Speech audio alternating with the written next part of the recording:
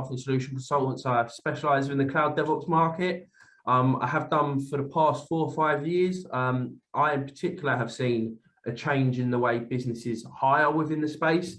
The keywords which you may have first wanted and some of the technologies which were exciting 4 years ago, which we turn our nose up if people have these days. So yeah, I've seen a change myself. Owen, you want to introduce yourself? Yeah, my name's Owen Glackin. I'm an account manager at Coltech Global. I'll pass it on to you guys. Yeah, so Andrew, do you want to kick off for yourself? Do you mind introducing yourself for us?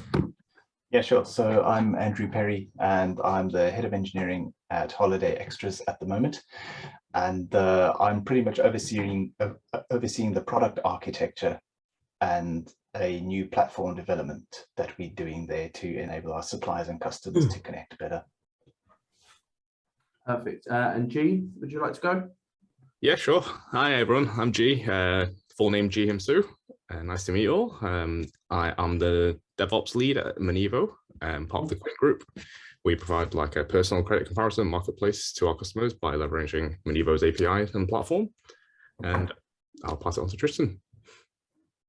Thanks, G. Yeah, hi everyone, I'm Tristan. I'm an engineering manager here at Rafa. Rafa Racing has the lofty goal of trying to make cycling the most popular sport in the world. So we develop products, but we also have a website and e-commerce platform.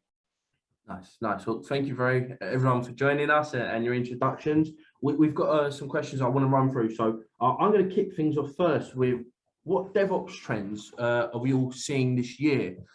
Should we go in reverse order this time? Would you like to go first, Tristan? Yeah, sure, no problem at all. I think it's been an interesting space, and I think it's been really catapulted towards popularity even more so in the past 2 years because of the pandemic and the remote way of working. Self-serve has become something that people want, and people want to do that with the least possible friction. So I think we've seen a real push towards the solidification of tooling and solidification of documentation, which maybe we didn't have before because we're able to meet in person. So I think that is a continued trend. And I think there's also the focus on cultural aspects of it too. So it's not just anymore the tooling that we've become accustomed to, it's also the cultural change and how we can drive that. That's really interesting for me in particular as an engineering manager, because the culture is something that we take really seriously. So yeah, I'd be interested to know, Andrew, have you seen anything similar to that? I'll let Andrew answer first. Thanks, G. Yeah, I've definitely seen a cultural shift. I've been in engineering for about 25 years now. So I've seen everything from on-prem servers hiding under someone's desk right through to cloud. And I'm definitely seeing one of the biggest shifts I've seen over the last couple of years actually is prior to the pandemic, a lot of the smaller outfits were very keen on making sure that they were not locked to one provider. So they'd be able to be up and running from Google Cloud up onto AWS within minutes type of thing. But now I'm finding people are locking themselves into providers a little bit more, perhaps not totally, but a little bit more. So things like getting onto cells-based architectures, which don't really suit on-prem, and CloudFormation script on AWS, that type of thing I'm seeing happening. I do agree a lot to that. Weirdly, we're going the opposite way. We're not platform agnostic, so we don't want to lock ourselves in too much. Like I do believe that AWS have literally everything, and you can use everything, which kind of locks you in a way. But we are trying our best not to be locked in, just so that, you know, there's never a service that'll stay forever. So we're just always prepping. So we've written our own integration scripts and different ways so that we can connect to GCP if we need to, which brings us into the trend of, like, right now we've got a lot of like infrastructure as code, like Terraform. So then, you know, it means we can write AWS to GCP and just switch, like hot swap, which is pretty cool. I'm guessing you guys agree as well. Yes. Sorry, G, to touch on that. So yeah, for me, it's actually really interesting. I'm obviously not technical as you guys. I'm a recruiter and not an engineering manager or DevOps lead. But you touched on the fact that AWS has pretty much everything. So for someone like myself, speaking to experts like yourself and others over the past couple of years, I've always been told AWS and Azure and GCP, of course, they all do the same things, but their products are called slightly different things. So when it comes to somebody in your position making an important choice for a business, what cloud provider you're going to go with, what was it that made you go with AWS? Because you said it's got all the products. Is cost something that's come in mind? Because how would you weigh up the difference in cost between different cloud providers, if of course you know?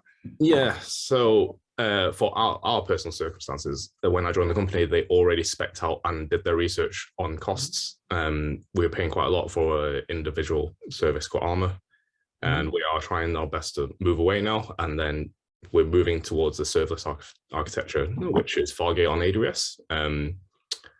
So yeah, it's quite interesting, and I believe that's the trend moving forward, where we go more serverless. I always do this serverless. Yeah. How about you, Andrew? What do you think? Yeah, I think I actually did a startup a few years ago, and I opted immediately to go into sort of a serverless type of architecture, and that really helped us actually. But at the same time, it did lock us into AWS because of their Lambda functions, and they only just were introducing stuff like C#, .NET Core, and a bunch of other kinds of tech in there. And I personally, when I did my investigation, I really looked for the level of maturity in the product offering, and I found that AWS at that time, about 4 years ago, was just ahead, sort of GCP and Azure and that.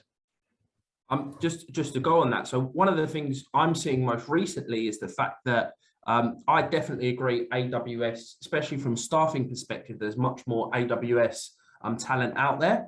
And I say 2 years ago, if it was a customer of mine or someone I was speaking to, it's a 90% chance they were working with AWS already.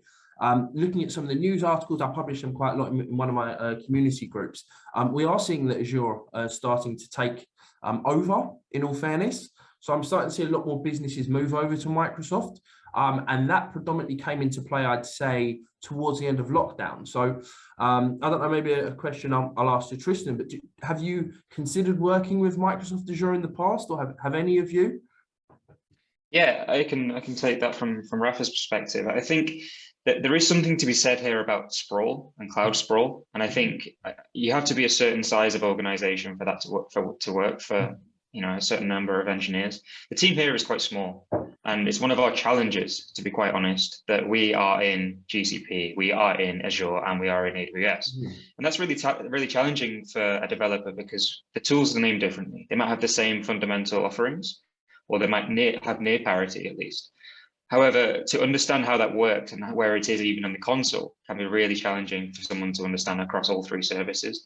So we are using Azure for certain things. We have an ERP system that we rely on, Navision, which is now called Business Central. So we have dependencies on that. We also use Active Directory, which is great. The cloud offering for Active Directory is world class. But I think there is something to be said about the sprawl, and I do wonder about that going forward. Back in the day, my first ever job was at a startup, and we were offering our own public cloud with OpenStack. And it's quite interesting to see that those days are kind of over, and you have to, again, be at a certain scale. So where I worked previously was Booking.com. And the scale there allowed that to be financially viable for them to have their own servers. You need to provision them to be able to scale up, and that means adding servers to racks and physical data centers. And I think a lot of organizations just aren't at that scale. And even if they are, it's a real challenge to get the expertise, because those expertise are at those big three companies. And we're seeing a few companies that are trying to make it big, and you've still got a few companies, DigitalOcean, Linode, that are offering certain aspects to that. But I think we're going to continue to see the big three companies to continually make solidifications of their position in the market. I think one big company that's not there at the moment is Facebook. And I wonder if they have something in the background where they want to offer some sort of serverless, especially as we're going towards a serverless world, to potentially allow themselves to offer some spare capacity at times because of their position on data centers all around the world. It was actually really interesting you said that. And it's for me, it's great to hear that you work with AWS, Azure, and Google Cloud. I think for me, one of the things which I always found is when we're looking at Google Cloud, when looking for staff and when just looking at businesses using it, tended to be the larger enterprise organizations. Two famous Google Cloud partners, as we all know, HSBC and Vodafone, who've done a lot of work within the Google Cloud space. But as you said, I'm starting to see smaller organizations using Google Cloud. How have you found Google Cloud compared to the others? Because I would say in terms of users and businesses using it, it does fall slightly behind AWS and Azure. Is it the same products? Is it harder to use? Why do you think businesses steer away from it at times? I'll let Andrew take this because we barely touch Google Cloud over here, so I won't be able to give you my opinion, sadly. Tristan, you're using Google Cloud at the moment. Is there any reasons why you think a business would choose not to use it, or?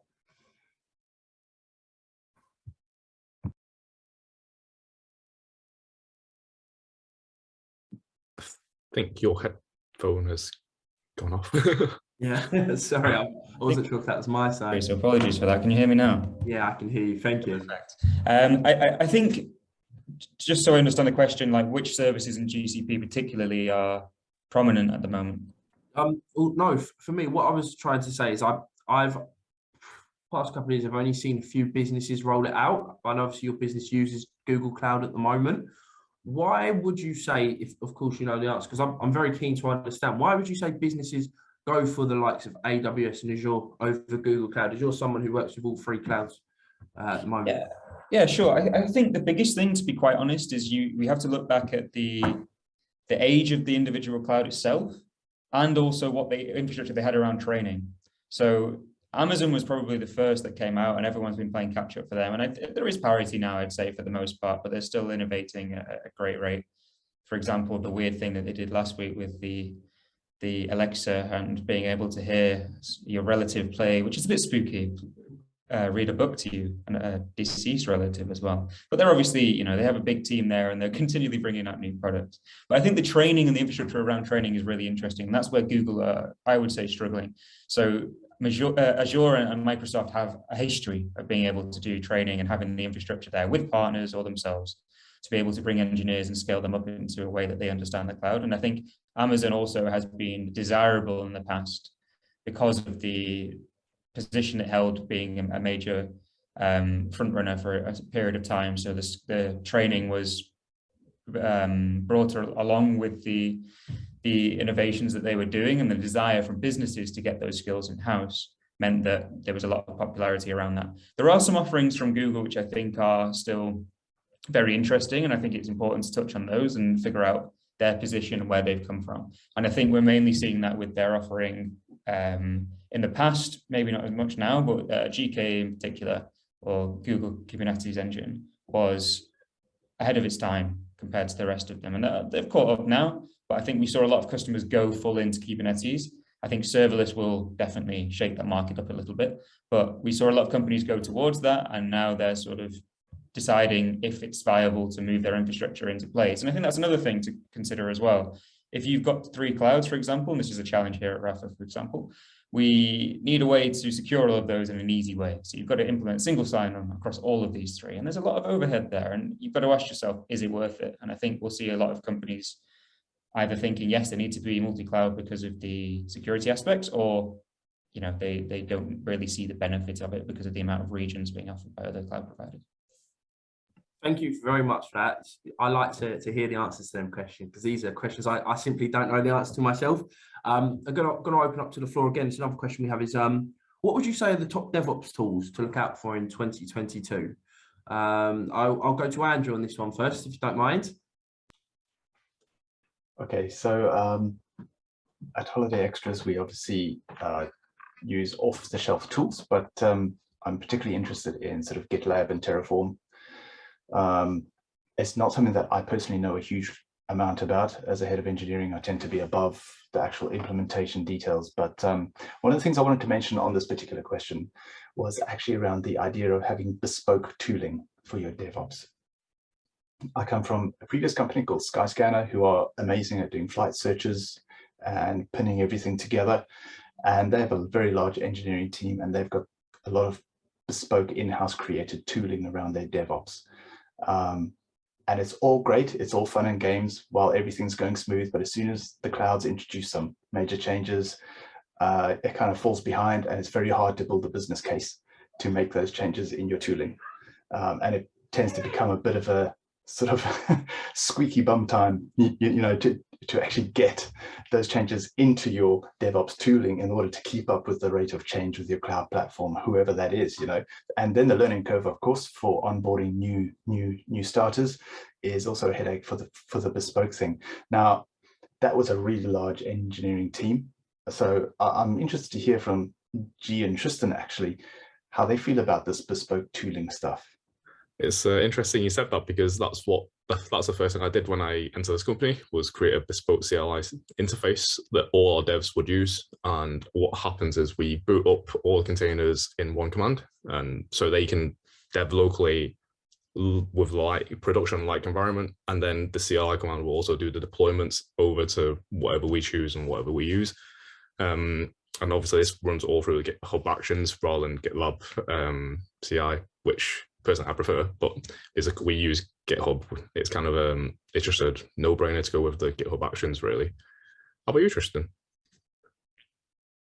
I think that this is something, again, that I've got a bit of experience with. I think Terraform is a great tool to get involved with, just going back to the original sort of tooling that you mentioned, Andrew. I think the agnostic aspects of it, you know, gives you a lot of flexibility, and being able to just swapping variables depending on which cloud and change your provider in one project and almost have a monorepo for your environment is really powerful. And I'm a big fan of that. And I do worry about things like that with vendor lock-in, with CloudFormation and so on, if that's a bit of a risk.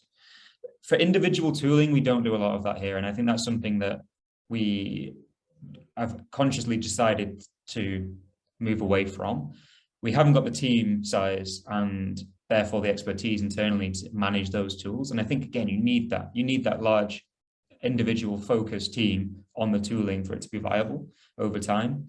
And I think you've got to decide where you want to spend that effort as well. If that means that you're deciding to host your own GitLab, for example, you might have a reason to do that. Or if you're deciding to host your own Jira or Confluence, is that really what the tooling team should be doing? Or should it be working on the developer experience, which sounds like what you're doing there, G? Yeah, exactly. Well, that's basically the DevOps practice that I personally follow. It's just my job is to make my team run smoother, less friction, so they can do their job and they can gain experience on their expertise, whilst I abstract away everything that's not easy for them or not in their comfort zone.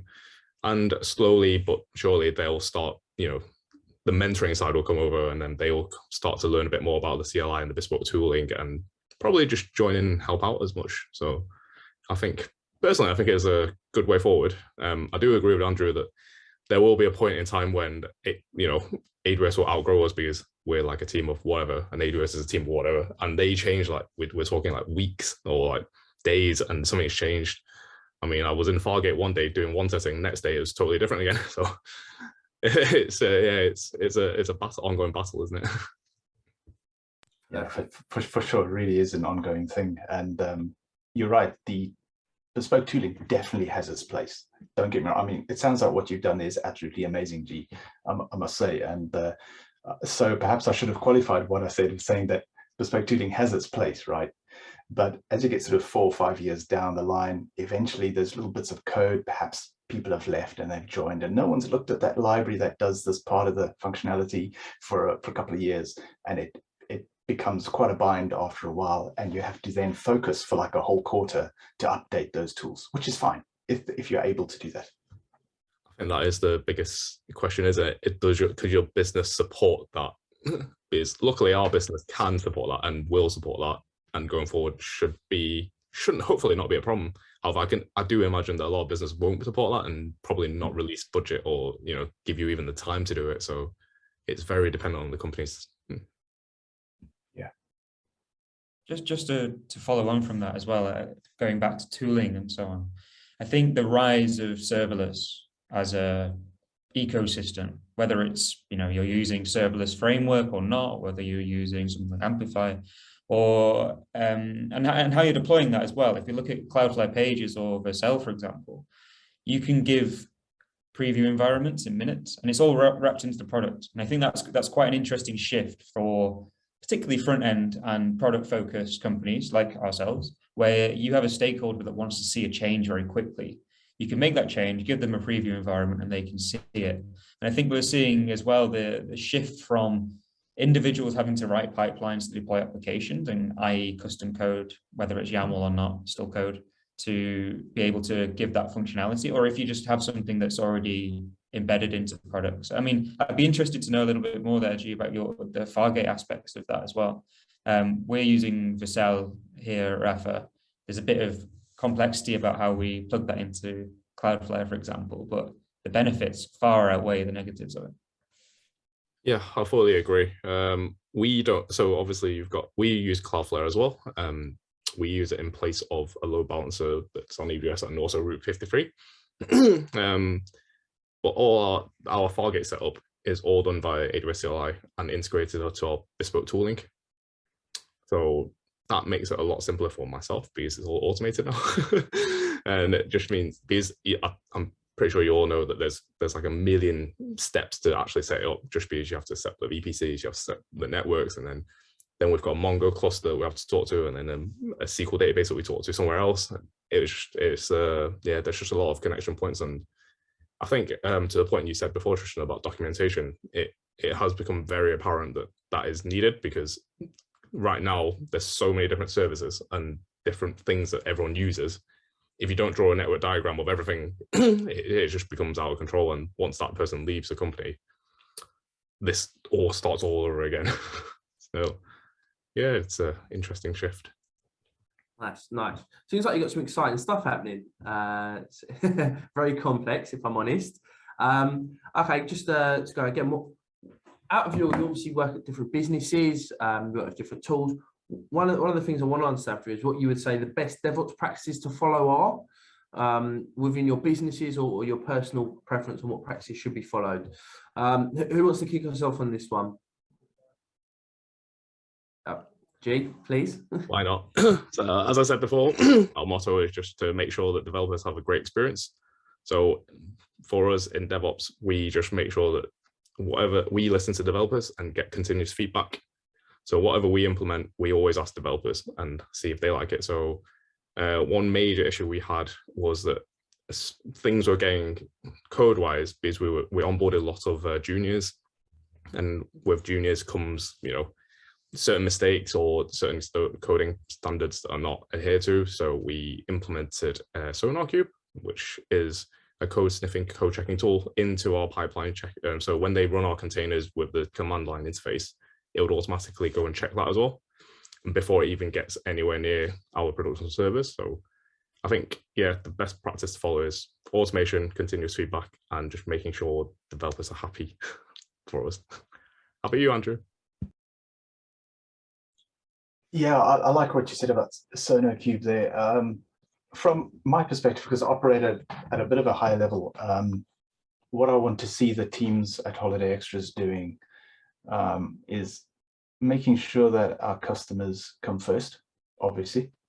And in order to do that, it needs to be secure. It needs to have a decent amount of coverage on the testing side, the automated testing. And then you need code and library checking tools such as SNCC. And then also, obviously, once things are out in the wild, you need the automated alerting and the dashboards and that type of thing to sort of not react, but actually be a bit more proactive when you're doing things. I suppose one of the interesting parts I found at a previous company, we had this development principle, this engineering principle of if you build it, you run it. And so the engineers were actually responsible for running their own code in the production environment. And I really loved that. That was at Skyscanner. I really, really like that because it gives people that accountability and that sort of end-to-end experience of what their code is doing out there and how people are interacting with it and using it. We aren't there yet at Holiday Extras. So I would really like to start seeing our teams there start to invest a bit more time in getting their awareness of the infrastructure up and making sure that they maintain their code. They're obviously doing a great job at writing it. So let's just complete that circle now. I would really love to see that. I don't know how you guys feel about that. I think just to touch on that a bit more as well, I think that is true. empowering of individuals to make sure that they have the responsibility and the tools that they need is a really important change, and something I'm really happy about. You know, long gone are the days where you'd get woken up at 3 a.m. because someone else has made a cock up, for lack of a better word, in their deployment or in their code. And I think that's what modern developers want, and I think that's a bit of a mindset shift for other people in the industry. But I think there's a lot of tooling now that's come out like that. I mean, even from the incident response perspective as well, people are caring more and more about that. And as we move towards microservices where your blast radius is lower, I mean, to name a few, Rootly, Incident IO, and Fire Hydrant have all come up over the last 2 or 3 years, and they're being used to great effect. And I think allowing people to have services with a limited blast radius, but that do fail and they're responsible for, is something that we're trying to encourage here a lot more. But it is a shift in mentality for people, and I think we continue to see that as a trend, that people are more and more willing to take that, and they want that responsibility as well, because it gives them a better experience. And it's not just ship it and go home. It's a real responsibility for the whole product lifecycle. The other thing that I think is quite interesting as well from the sort of practices is the overspill. And I'd like to get your opinions about that as well. So more and more I'm seeing ML ops, AI ops, DevSecOps, and I think they're all born from the same principles, but I think it's interesting. I've seen a few folk from DevOps spheres that have gone into ML ops, for example, with Fuzzy Labs as one example. And I think the rise of that as well is really asking great questions. And we've got a good questions asked here at Rafa to try and figure out what that looks like in a different team, say data. Have you seen a lot of that at your organizations, and people from outside the sort of DevOps sphere coming to ask questions about practices to yourselves now? We do have quite a lot, because we have a data team that's based on machine learning and using a lot of actually Microsoft services, including data robot, etc., just to go through all the data that we get. And they do come to us for like more questions about how they can integrate their stuff with ours. So when the rise of ML ops should be a big thing soon, just because, you know, the AI ML stuff is coming up so fast that the jobs created, and then now there's like DevSecOps. That's when we integrate with the security side, and then the machine learning side will come soon. So I wouldn't be surprised if there's a brand new term that coins it all together. What do you think, Andrew? Yeah, this is a really interesting area. I think productionizing machine learning models and stuff is a whole paradigm shift, especially for the leadership of a company, from going for sort of, this is the product we are engineering and here it is and it's producing results, to sort of, let's experiment and let's try this model, and then that variable changes and let's experiment there, and you just got these on running experiments, and you got data drift and all sorts of things to deal with. Productionizing ML is a huge challenge. We aren't there yet at Holiday Extras, but there is some plans in the works to be doing that. So maybe I'll tap into you guys for some advice as we do. Perfect. Thank you all very much. Right, I've got a final question. One of the things we touched on was if we will see Facebook come perhaps with a cloud environment. What do you see where do you see DevOps in the next 5 years? What changes? What do you think the future will be? 5 years from now, we're on another call. I hate to say it, but we'll be older. But where do you see DevOps in the next 5 years? I've got an interesting take on this, so I'll go first. Sorry, guys. I feel like I'm sure you guys have heard of like Netlify and like Amplify. They all try and simplify and give, you know, people that don't have DevOps a way to do DevOps. And I actually think that with all the AI and machine learning stuff, that it won't be long before it would literally be push your repo somewhere, code gets analyzed, every service gets booted up in even like serverless style or whatever, where you don't need to set anything up. There's no config, that you don't need to set how many clusters, etc. Or just works it out for you, and there you go. That's your infrastructure all set up. I think that would happen within the next 5 years. And if it doesn't, and I start writing it, someone's going to take credit for it and do it. And if you're on this call, please make sure you message me and let me know. Yeah, I'll pass it on to Andrew now. Oh, that's absolutely great, G. And I must say that that's pretty much exactly what my notes say. So, so actually, I can foresee a DevOps world where that's exactly what happens. We can actually entrust the infrastructure and the production environment to AI to a certain degree, obviously with oversight.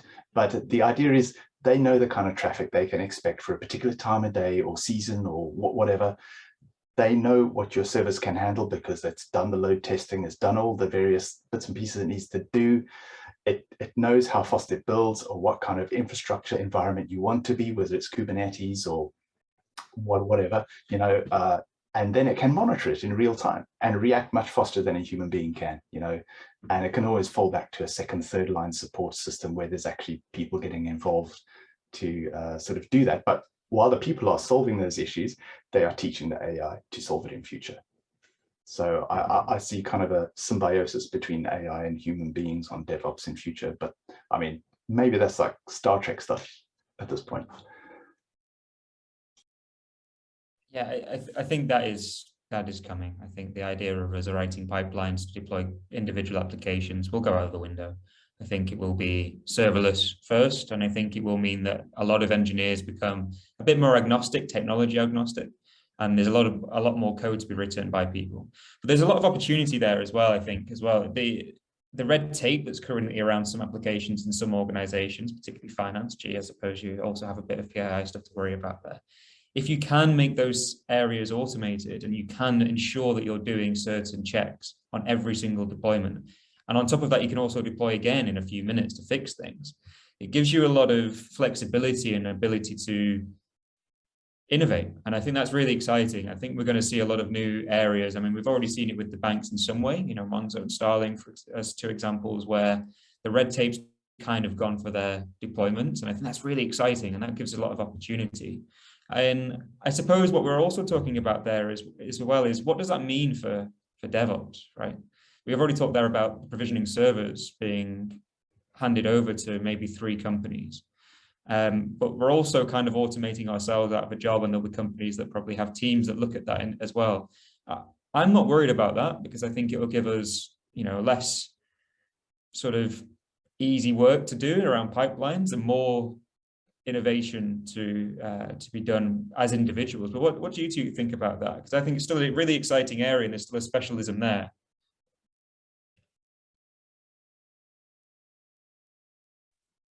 Okay, sure. No, I fully agree, Tristan. It just, as you said, then that means that we don't need to do any more of this config as code or config as infrastructure, and we're actually the ones innovating and integrating the AI robots to actually read the code. And as Andrew said, we can then, you know, we have everything like time of day, this is going to be busy, we can scale up for that time, and probably even get to the point where it's like, oh, it's raining outside. Okay, actually people will be on the computers more, we need to scale up. And I think, yeah, I fully agree that we would be more free to do more very like high level engineering and innovation rather than just their configuring pipelines.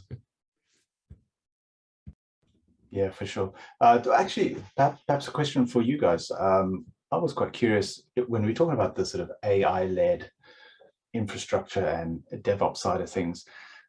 Do you think the way to introduce this to the world is sort of through the small folks who sort of begin to experiment, you know, the sort of Netlify type of folks, and then it moves to the larger companies? Or do you think the larger companies will actually lead the way in these kind of environments, like an AI DevOps as a service type of thing?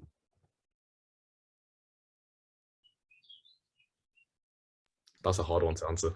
That is the golden question, isn't it? I doubt that a small independent will have that kind of financial backing, or like, you know, and AWS probably.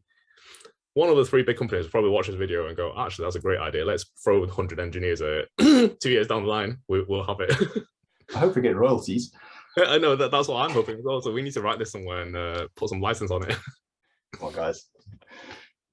I think that's a really interesting question. I assume that we may see a few acquisitions in that space to allow companies to get the name as well as the technology, because I think Vercel, Netlify, whatever, those companies are becoming more and more popular, and that's going to be a real sort of question over the short term. I think Vercel is a really interesting case as well, because they're tying themselves with a framework. So you get the first features available because it's tied to a framework. And that's an interesting use case. I think the one thing we've not touched upon there as well is getting close to the customer. So someone like Cloudflare is really well orientated to allow customers to, have a really great low latency experience with their edge computing first offering.